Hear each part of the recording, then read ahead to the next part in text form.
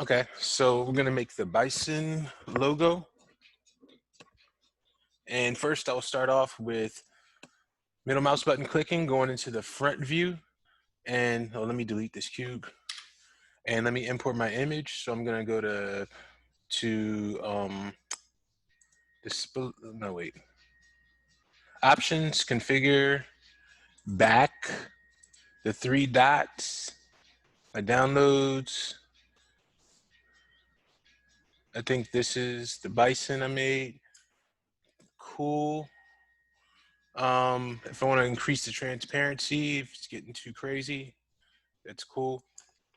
Now check this out. I had to watch some things. I don't know if this is something different in this version, or it could be like this for all the versions. I don't know, but just a small tip I found out. The secret is to always like press this button right here. So I'll show you what I mean. I'm gonna hold this, hold it, click it, and hold it down, and go to Spline pin, and yeah, let's trace this logo. So I'm gonna start right here, and I'm just gonna click along these points. And I'm not even, I can click and drag and make them soft, but I'll go back and do that. I'll show you what I mean. So I'm clicking on these points in the corner, and I'm being logical about it too. So like this round part right here, I'm gonna click right here and right here, you know? I'm not gonna like click here or, you know, do something like that, even though we can add points. But I'll just click this.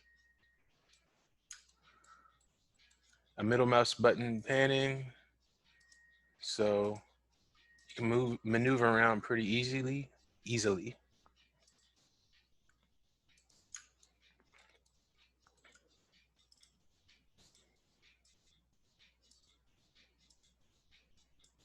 Now watch what I'm gonna do right here. I'm gonna stop it right here at the end, and I'm gonna go right here to the top. So it's closed, right? I press 9 to quit. And if we middle mouse button click, we can see that we have half of a bison head, right? But it's not smoothed out. So let's go in and smooth it out. Now, this is what I thought was strange, but I guess you gotta do it this way. So if I click on this, now I double click on this, now I get these Bezier, I don't know how to say it, curve handles. And now I can go in and take these points and manipulate them. Now peep this, right? You see how this flows up and then it flows down? You know, depending on how far back we are, you know, we might see that, might not. But let me click on this. Let's see if I can do it. If I double click on this, ooh.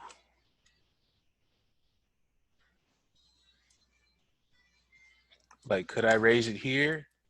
And could I recess it here? Actually, I kind of did that. But, you know, if that didn't work out so nicely, I could right click on this and I can add a point. So I just added a point there, double click on it. And now I have, you know, a little more control. Or I have another point that I can smooth out. So I double click on it, I get the handles. So now I'm ensuring that I'm being accurate. All right, so let's just go to the rest of these. Move them down. So I'm just going to all these points, double click, softened it up, moving it there, double click. I can kind of move this one here. Situation like this is kind of funny, but what should we do here? I think we should keep that one, and then I'll just right click, add a point right here.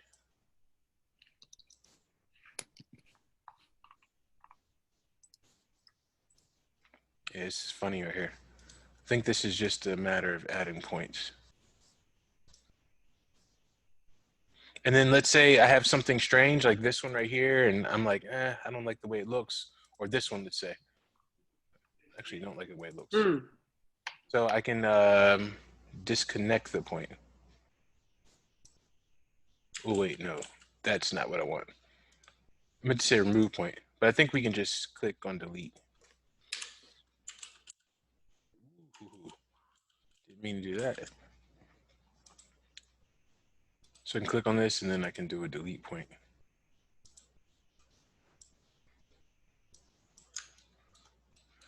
Okay, so double click on this, get the handles. I'm moving it. I'm gonna do this around this entire object.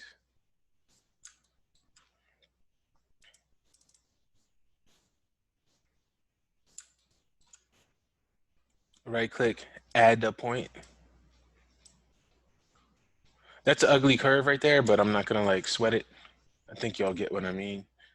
The more time you take on this, the better it can look, you know? Double click. And so you have 3 ways to control the point. 1 handle, 2 handle, and the actual point itself. Double click.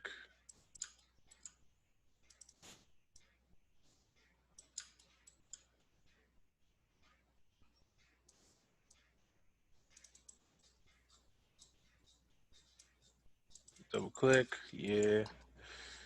In the corner now. Double click. Double click.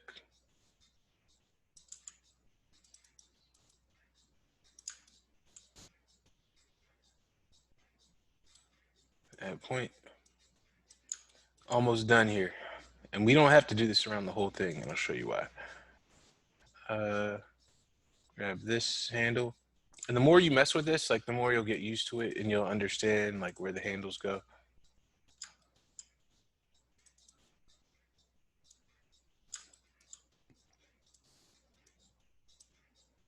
Okay, we're almost there. Ooh, look at that. Clicked it, got it perfect. Wait. Now it's perfect. Tap, tap.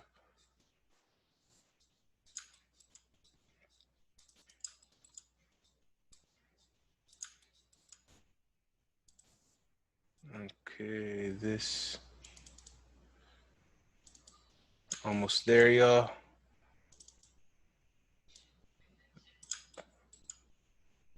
One more. All right. Finish line. All right. Okay. So the last thing I need to do on this, right? Since I've already cleaned up all my edges, oh, it looks pretty good. If I don't say so myself, I'm going to go over here, go to the rectangle selection, and I'm going to select all the points that are closest to the middle, all right? Well, not all the points. I guess the last point. So this one is the last point. Actually, let me tap on this. I'm gonna press 9.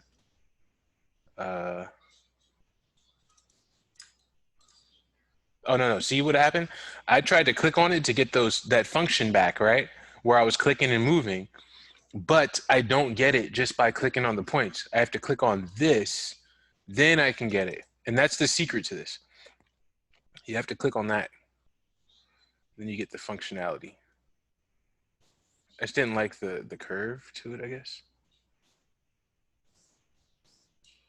All right, that's what I want. All right, so let me go back here. I'll get my rectangle selection. I'll grab that top point and that bottom point. And the only reason I'm doing this is because I'm pressing R to scale. I mean, wait, T to scale. And I want this, I'm scaling it in. Really, you should just be able to scale it to like this point. But you would want it to be like 0, not negative, but 0. You know, I think that should be fine, right? Because you want it to this line to be as straight as possible. Okay? And the reason why is because we're gonna take this piece right here and we're gonna mirror it to the other side. So we're gonna do it like, I'll do it like this. I'm gonna press Control click. Ooh, it didn't work. Click on my spine, Control click. Why am I not getting it?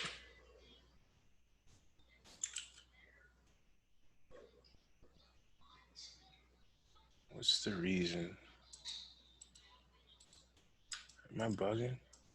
Oh, it was just moving the pivot. So I gotta press L. Yeah, now it should work. Okay. So remember, if that, I was moving the pivot, that's why this wasn't moving. But now it's moving. Okay, so press control, and that's because if this is on, just so you know, this just moves the pivot point, and now this moves the object. Hold down control, click, and I duplicated it. Wait. I'm just gonna do control click. So I have that one here now. So there's one there, and here's the other one. Now what I'm gonna do is I'm gonna rotate it 180 degrees. So I'm gonna press R for rotate, click it, hold down shift, and we're gonna go until it says 180. Yeah. And sometimes I'll do this, and I'll just look at what's rotating on the bottom. Over here, rotation, where it says that, and I'll just put in 180. We'll press apply. So we have it at 180 now. So we have these two pieces, right? Now we're gonna fuse them together. Real easy to do. All we gotta do is click on this. Wait. Yeah, click on this one right here and go to Spline Mask. And we're gonna put in both of these. So I'm gonna select them both, put them in here. Now if I move this one right here to this, look at what happens, right? It makes them into one shape. They're fused together. So even if I was to rotate this, it would still remain as one shape. And that's because of the settings on the mask. So it's in a union mode, but it can also subtract if it needed to. And then peep this, right? If you needed to subtract it, you could like move one, out through here. So just saying, that's a thing. But yeah, right now it's in union mode. Yeah, you can play with that on your own time and I guess see what the other modes do. Wait. All right, so let me go back into this view. I'll take this one over here. Ooh, sorry. Take this one, move it over. And if we look, we can see the our background, I guess, or we can see our other spline, and I can just move it in. I'm moving it in just to the point where it's inside the other one, right? Until it's a union. Whoa.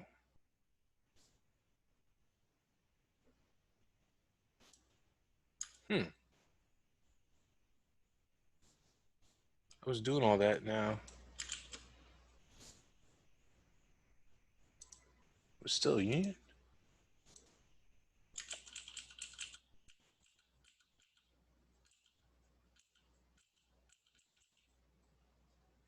Looks like I did it right, then did it wrong somewhere. All right, so I'll go here, 180. I'll click on this. I'll go to my spline mask. I will take them both, put it inside the mask, select this one, move it over. Yeah, sometimes you just gotta go backwards. I don't even know what I did. I'm not gonna waste all my time figuring it out. So now that we have this right here, everything's inside the spline mask, we need to make this into a shape now. And to do that, I'm going to extrude it or use extrude. It's not that one, it's this one. So select extrude, take this mask right here, put it inside the extrude. Now we have a shape, right? And with the extrude, of course, we can click on it. We can see the offset, which is, giving us that like 3D effect. And then we have caps. So this is where it gets cool, right? We go to the caps and we can go to the size. And if you go to this, so remember the cap is this, the front and the back. That's what we're calling the cap. And I'm not sure what they call that part, but it's the cap. But this part right here, where it, if I do an NB, these extra areas right here between this 3D part and this. So cap, whatever we call this 3D thing, sorry, I don't have a name. This part right here is called the round, right? Yeah, so we can adjust this and use these settings to get whatever effect we want, you know, with this. So now it's like an indentation, sort of. And as always, you can go in here and, you know, play with these and get like the different effects that you like. Whoa, never even knew that one was there. That's pretty cool. So that's the step. But we'll stick to the round. All right. So we have this. Now, since we have our shape, right? And we can just call this, I don't know. Yeah, we can name it whatever we want. Right? We can say it's done. Um, but now we want to add a image onto it. So I'm just going to do this quickly. Double click. You already know how to do it in the node. What do you call it? In the node material. I can just double click and make a material, or I can go do this.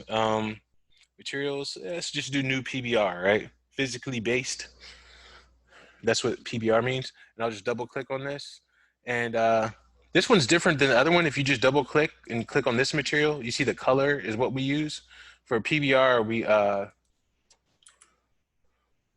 we'll just do it like this. We'll go to the reflectance channel and we'll use this color right here. So we'll go to the texture, click on this. And what I want to do is I want to get to that bison logo, all right? No, let's press no. And so this is here now, right? Now I'm gonna click on this and drag it onto the extrude, right? And now what we see the bison logo, right? And we're done. No, I'm joking. No, we're not done at all. But we're almost done. We're like 90% there. It's real easy, the rest of it. Um, so what we do is we can adjust this without going to Photoshop. And to do that, we will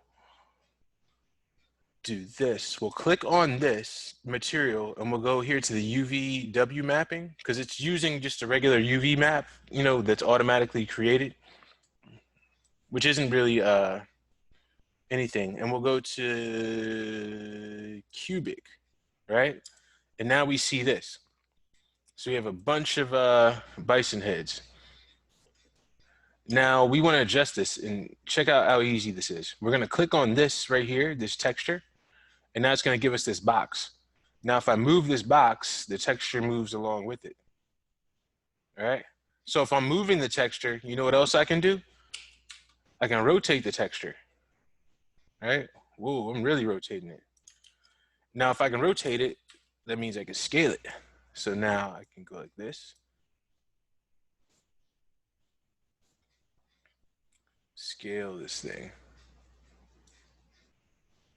Now, let me see. Should be able to scale it in this other mode.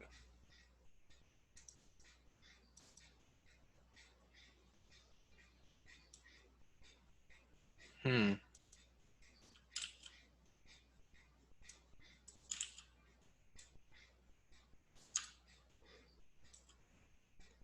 So now what I'm trying to do is scale this box. Now I'm not sure what I'm not doing right, but I'm supposed to be able to scale this in one axis as opposed to like to uniform scale. What am I not doing? Just the overall.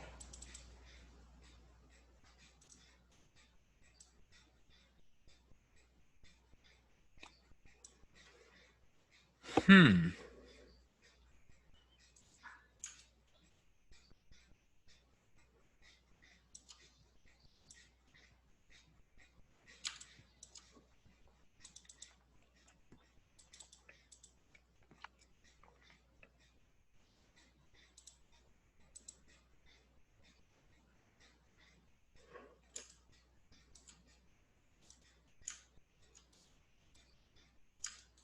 Yeah, not sure, but that's how you put it on. I'll figure out the rest in a moment.